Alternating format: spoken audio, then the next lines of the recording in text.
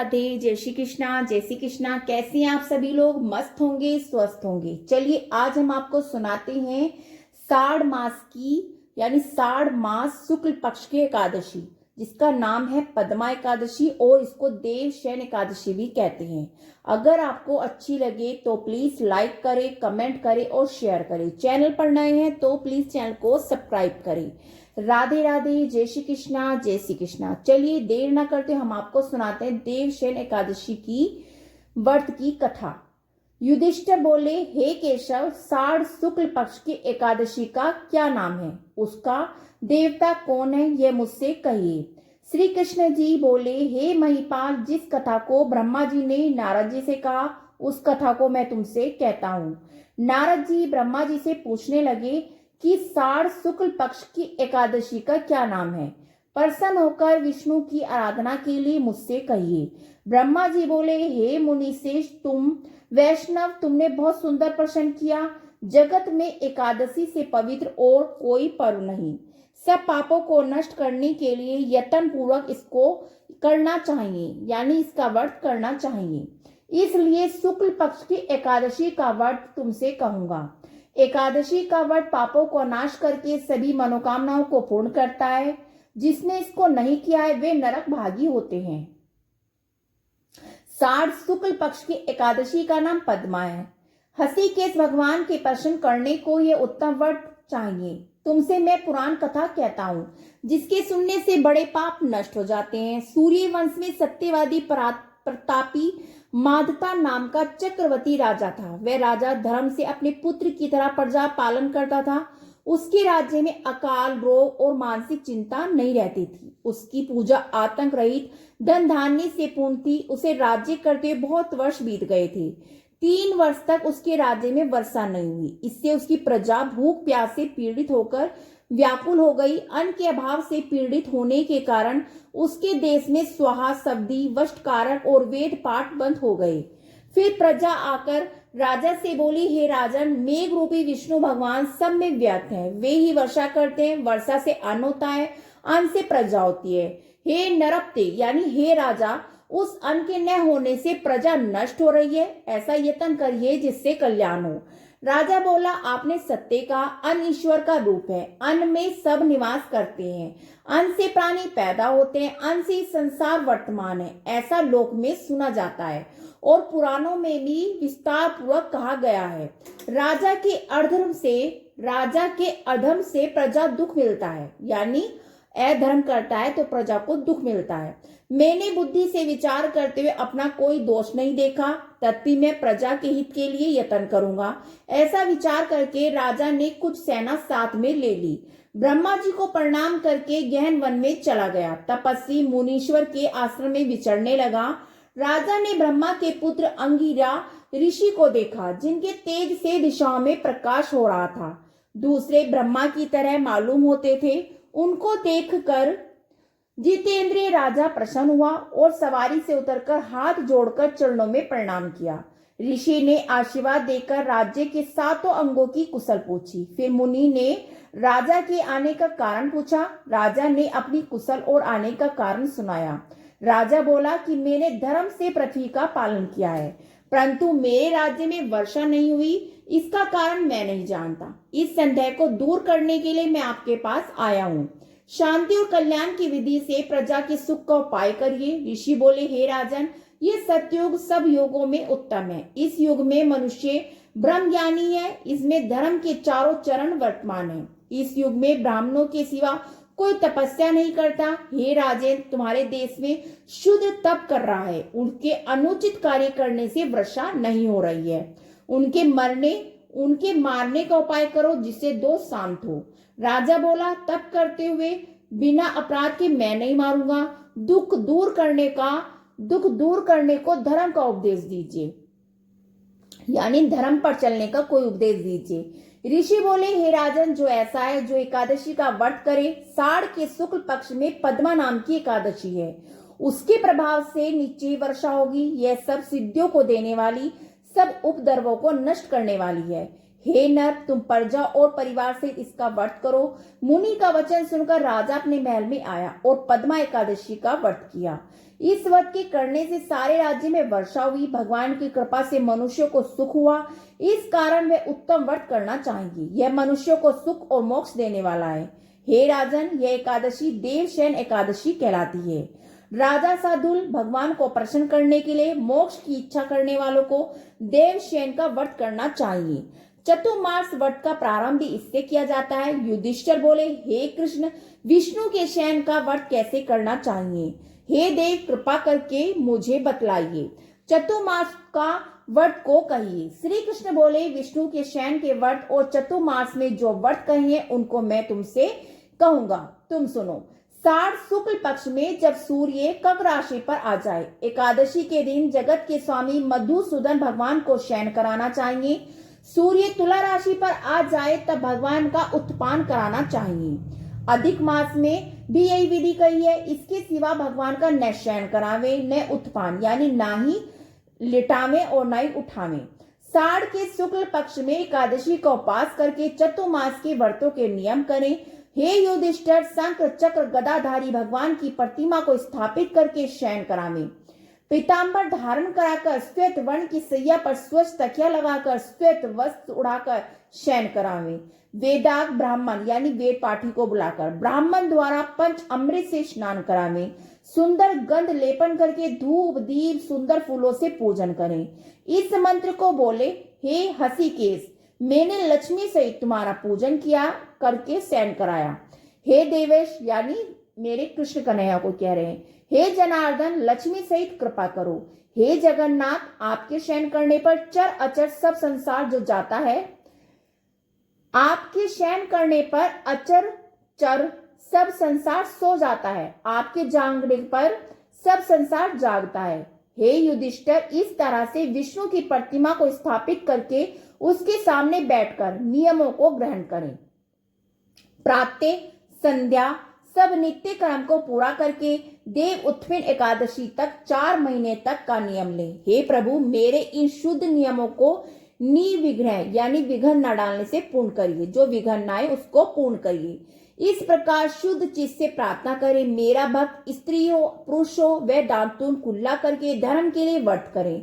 इन नियमों का पालन करें। व्रत के प्रारंभ के 5 समय कहे गए हैं। चतुर्मास के व्रतों का आरंभ साढ़ में करना चाहिए। एकादशी, द्वादशी, पूर्णिमा, अष्टमी, कक्र की संक्रांति, इनमें विधि पूर्वक व्रत का आरंभ करें। मनुष्य 4 प्रकार से व्रत को ग्रहण करके कार्तिक शुक्ल पक्ष की द्वादशी को उसे समाप्त करे। चतुर्मास करने वालों को जो फल होता है वह मैं पत्थर पत्थर तुमसे कहूंगा।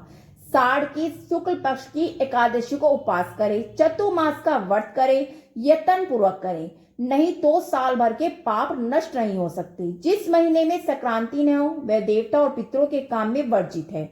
वह महीना मलमास है और अपवित्र है, इसलिए बुद्धिमान मनुष्य इसमें देवता और पितृ कार्य न करे। जो कोई मनुष्य इस व्रत को करता है वे अंत समय में सूर्य के समान प्रकाशमान विमान में बैठकर प्रलय के समय विष्णु लोक में निवास करता है। जो कोई देवताओं के मंदिर में सफाई और जल छिड़कते हैं, सावधान होकर चतुर्मास का व्रत करते हैं और समाप्ति में ब्राह्मण को भोजन कराते हैं, वे विपेत्र वे 7 जन्म तक सत्य और धर्म में तत्पर होते हैं। जो कोई दही दूध घी शहद पूरे से चतुर्मास यानी 4 महीने तक दूध दही घी शहद छोड़ देता है, भगवान को स्नान कराता है, क्योंकि जब हम किसी चीज का नियम लेते हैं ना तो उसको छोड़ना भी पड़ता है। फिर जो कोई दही दूध घी शहद पूरे से चतुर्मास भगवान को स्नान कराता है उसको विष्णु के समान रूप होता है और अक्षय सुख का भोग मिलता है। जो कोई गंध पुष्प अस्सक यानी चावल से भगवान का पूजन करके निवेद और सोने का कमल ब्राह्मण को देता है, जो कोई व्रत करने वाला चतुर्मास में नित्य पूजन करता है वे अक्षय सुख पाता है और इंद्रलोक को जाता है। जो कोई 4 महीने तक तुलसी से भगवान की पूजा करता है और स्वर्ण की तुलसी बनाकर ब्राह्मण को देता है वे स्वर्ण के विमान में बैठकर विष्णु लोक को जाता है। जो कोई गूगल की धूप और दीपक अर्पण करता है वे सुख भोगने वाला धनवान और भाग्यशाली होता है। चतुर्मास का वर्ष समाप्त होने पर धूप और दीपक का दान करना चाहिए। जो कोई कार्तिक शुक्ल 11 तक पीपल अथवा विष्णु की परिक्रमा और नमस्कार करता है, जो कोई संध्या के समय ब्राह्मण और देवताओं के आंगन में दीपक जोड़ता है और नियम समाप्त होने पर स्वर्ण दीपक, वस्त्र और तेल का दान करता है, वे तेजस्वी देवता होकर विमानों में बैठता है और गंधर्व अप्सरा उसकी सेवा करते हैं। जो भगवान का नित्य चरणामृत पीता है वे कष्ट से छूट जाता है, विष्णु लोक को प्राप्त होता है। जो कोई मंदिर में बैठकर तीनों समय गायत्री 108 जप करता है वे पापों से लिप्त नहीं होता। माला, पुस्तक, कमल, कमंडल धारण किए हुए 4 मुख वाली गायत्री वेद पाठी ब्राह्मणों के घर में निवास करती है। सब लोकों में व्यक्त वेद यति रूप गायत्री देवी मनुष्य को ज्ञान देती है। जो गायत्री जप करता है उससे व्यास जी प्रसन्न होते हैं। इसके उद्यापन में शास्त्र विधि पुस्तक का दान करना चाहिए। सब विद्याओं के समान शांति देने वाले सुंदर अक्षरों की पुस्तक में देता हूं, इसलिए हे सरस्वती मेरे ऊपर प्रसन्न होकर इस प्रकार प्रार्थना करनी चाहिए। जो कोई नित्य पुराण अथवा धर्म शास्त्र को सुनता है पूर्ण आत्मा सुखी, धनी तथा सत्य और पवित्रता से पूर्ण होता है। जो कोई स्वर्ण और वस्त्र समेत पुस्तक का दान करता है वे ज्ञानी लोक में परिचित धर्मात्मा होता है। जो कोई शिवजी अथवा केशव का जप करता है वे व्रत की समाप्ति में उस देवता का स्वर्ण की मूर्ति का दान करे। 5 मुख वाले बैल पर बैठने वाले, हर एक मुख में 3 नेत्र, कपाल, त्रिशूल, खड्गधारी, जिनके माथे पर चंद्रमा है, ऐसे सदा शिवजी हैं। आपने देवताओं के निर्मित अमृत को छोड़कर हलाहल विष को ग्रहण किया। हे प्रभु, आप रूप के देने वाले पुण्यात्मक, दोष रहित और गुणवान हैं। मैं आपकी शरण में हूँ, आप प्रसन्न होइए। इस प्रकार प्रार्थना करें। नित्य कर्म करके सूर्य को अर्घ्य दें। सूर्य मंडल में स्थित जनार्दन भगवान का ध्यान करें। व्रत की समाप्ति में स्वर्ण, लाल वस्त्र और गोदान करने से आरोग्य, पूर्ण आयु, कृति, लक्ष्मी और बल की प्राप्ति होती है। व्रत करने वाला चतुर्मास में भक्ति से अथवा गायत्री मंत्र से तिल का हवन करें। व्रत की समाप्ति में बुद्धिमान ब्राह्मण के लिए उसे 108 अथवा 28 तिल के भरे हुए पात्र देने चाहिए। यह कायिक, वाचिक, मानसिक सब पापों से छूट जाता है, उसको रोग नहीं सताते और उत्तम संतान होती है। हे देव, हे जगन्नाथ, हे वंचित फल देने वाले, मैं तिल का पात्र दान करूंगा, मेरे पाप को नष्ट करिए। इस प्रकार प्रार्थना करें। जो सावधान होकर चतुर्मास में अन्न का होम करे, व्रत की समाप्ति में वस्त्र और सुवर्ण घी का कलश दान करना चाहिए। ऐसा करने से आरोग्य, विशेष क्रांति, पुत्र, सौभाग्य और धन प्राप्त होता है। शत्रु की हानि होती है, ब्रह्मा के समान हो जाता है। जो कोई पीपल की सेवा करके समाप्ति में वस्त्र का दान देता है सब पापों से छूटकर विष्णु का भक्त होता है। जो ब्राह्मण को स्वर्ण देता है उसको रोग नहीं होता। जो तुलसी को धारण करता है उसके सब पाप दूर हो जाते हैं और विष्णु लोक को प्राप्त होते हैं। हे पांडव, व्रत की समाप्ति में उसे ब्राह्मण भोज कराने चाहिए। देवशयन होने पर धूप को प्रातःकाल माथे पर धारण करके लक्ष्मीनाथ को प्रसन्न करने को ये मंत्र पढ़े। हे दूर यानी देवता, तुम अमृत से पैदा हुई हो, सुर असुर सब सेतु वंदना की गई है, तुम सौभाग्य और संतान देने वाली हो। हे कुरुश्रेष्ठ, व्रत की समाप्ति में सोने की धूप बना ले, उस धूप के अग्रभाग और पत्ते बनाकर वस्त्र और दक्षिणा समेत ब्राह्मणों को दान करें। इस मंत्र को पढ़ें। जैसी शाखा प्रशाखाओं से पृथ्वी पर फैली हुई है वैसे ही मुझको भी तू अजर अमर संतान दे। इस प्रकार जो सावधानी से चतुर्मास का व्रत करता है उसको दुख और रोग का भय नहीं होता, उसको कभी भी अशुभ फल नहीं होता। पापों से छूटकर सब आनंद को भोगकर स्वर्ग लोक में नित्य कीर्तन करता है, उसको जागरण का फल मिलता है। व्रती को सुंदर बजने वाला घंटा देवता के निर्मित दान करना चाहिए और प्रार्थना करनी चाहिए कि गुरु की आज्ञा और आराध्या में जो मैंने पढ़ा है, हे सरस्वती, हे ब्राह्मणी, हे विष्णु शिव आदि से प्रतीक, हे सुंदर मुखी, मेरे अध्ययन में जो मूर्खता हुई है उसको दूर करो। तुम घंटे के शब्द से मेरी रक्षा करो, प्रसन्न हो। व्रत की समाप्ति में 2 अथवा 1 दूधी की 2 गायें देनी चाहिए। राजेंद्र, जो शक्ति नहीं उसे वस्त्र, जो शक्ति नहीं होती तो 2 वस्त्र देने चाहिए, यानी हमारी सामर्थ्य नहीं है तो 2 वस्त्र देने चाहिए। सब वेदों के ज्ञाता ब्राह्मण को जो नित्य प्रणाम करता है वह मुक्त होकर सब पापों से छूट जाता है। जो कोई पितरों की भक्ति करता है वह अखंड सुख को पाता है। व्रत की समाप्ति में जो ब्राह्मणों को भोजन कराता है उसकी आयु और धन बढ़ता है। जो प्रातःकाल संध्या करके नियम की समाप्ति में ब्राह्मण को घी का घड़ा, 2 वस्त्र, तिल और घंटा देता है वे सरस्वती के तत्व को जानकर विद्वान होता है। जो कपिल गो का दान करता है वे धनवान होता है। जो श्रृंगार करके कपिल गो का दान करता है अथवा पृथ्वी देता है वे दीर्घ आयु प्रतापी चक्रवर्ती राजा होता है। सदा दान करने वाला मनुष्य सब दुखों से छूटकर रूपवान और भाग्यशाली होकर अखंड सुख को भोगता है। शरीर में जितने रोमांच हैं यानी जितनी बातें होती है उतने वर्ष तक स्वर्ग में इंद्र की तरह बसता है।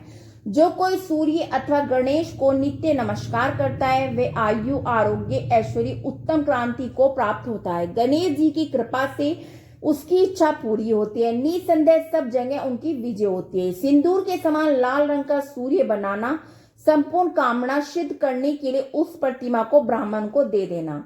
हृदय दृष्टि शरीर मन वचन पैर हाथ घुटने इन 8 अंगों से किए हुए अष्टांग प्रणाम से जो भूमि का पूजन करता है उसको वे गति मिलती है जो 100 यज्ञ करने से भी नहीं मिलती। जो चतुर्मास में शिव जी की प्राप्ति के लिए चांदी का दान करता है अथवा उनकी शक्ति के अनुसार नित्य तांबा दान करता है उसको शिव जी के भक्त सुंदर पुत्र मिलते हैं। नियम की समाप्ति में चांदी के बर्तन में शहद भरकर दान करना श्रेष्ठ है। बर्तन में गुड़ का दान करना उत्तम है। तांबा पुष्टिकारक और सब देवताओं को प्यारा है, सबकी रक्षा करने वाला और शुभ है। इसलिए मुझे शांति दे इस प्रकार प्रार्थना करनी चाहिए। जो भगवान के शयन करने पर शक्ति के अनुसार स्वर्ण तिल और 2 वस्त्र दान करता है उसके सब पाप दूर हो जाते हैं। वे इस लोक में सुख भोगकर अंत में शिवलोक को जाता है। जो कोई सोना चांदी तांबा अन्न इनका नित्य दान करता है, जो कोई नित्य श्रद्धा देव पूजा करके दक्षिणा दान देता है और चतुर्मास में ब्राह्मण को वस्त्र दान देता है, विष्णु भगवान मेरे ऊपर प्रसन्न हो। ऐसा कहकर जो ब्राह्मण को पूजन करके वस्त्र समेत सैया दान करता है उसको अखंड सुख मिलता है, कुबेर के समान धनी होता है। जो मनुष्य वर्षा ऋतु में गोपी चंदन दान देता है, देवता के शरीर से कुमकुम आदि लगता है, उसको भगवान प्रसन्न होकर भक्ति और मुक्ति देते हैं। द्वारिका में गोपियों के साथ जो कृष्ण ने जल क्रीड़ा की हो वहां जो मृतिका है उनको मुनीश्वरों ने गोपी चंदन कहा है। वे पापों को दूर करता है। नियम की समाप्ति में तराजू में भरकर गोपी चंदन दान करना चाहिए। उसका आधा अथवा चौथाई वस्त्र और दक्षिणा देनी चाहिए। जो कोई व्रत करने वाला विष्णु के शयन करने पर नित्य दान करता है, दक्षिणा समेत जो बूरा और गुड़ दान करता है उसके दान से प्रसन्न होकर सूर्य नारायण इच्छा अनुसार फल देते हैं। व्रत की समाप्ति में बुद्धिमान मनुष्य इस तरह उद्यापन करते हैं। धन और लोभ न करके 8-8 पलके अथवा 4-4 पलके तांबे के पात्र यथाशक्ति 8, 4 या 1 बनावे। हर एक पात्र में बूरा फल और दक्षिणा रखकर कपड़ा लपेट दे और अन्न सहित श्रद्धा पूर्वक ब्राह्मणों को दान करे। जो चतुर्मास में नित्य शाक मूल अथवा यथाशक्ति ब्राह्मणों को देता है वे व्रत के अंत में बहुत समय सुख भोग कर राजयोगी होता है। जैसे शाक मनुष्य को तृप्तिकारक है उसी तरह सब देवताओं को भी प्रिय है, वैसे ही कंद मूल पात पुष्प से ये देव ऋषियों को प्रिय है। विष्णु के शयन करने पर चतुर्मास में जो इनका दान करता है उसको देवता उसका कल्याण करते हैं। इस तरह से जो व्रत करता है वह 100 वर्ष तक जीवित रहता है और इच्छा पूरी होती है। हे पाठ, इसके करने से केशव भगवान प्रसन्न होते हैं। जिस दिन से भगवान क्षीर सागर में शयन करते हैं और जब जागते हैं उतने दिन का एकांत चित्त से उपवास करने वाले मनुष्य को गरुड़ ध्वज भगवान श्रेष्ठ गति देते हैं। इस दिन दाग का सागर लेना चाहिए। श्री कृष्ण गोविंद हरे मुरारी, हे नाथी नारायण वासुदेवा। श्री कृष्ण गोविंद हरे मुरारी, हे नाथी नारायण वासुदेवा। बोलो कृष्ण भगवान की जय। राधे राधे राधे राधे राधे।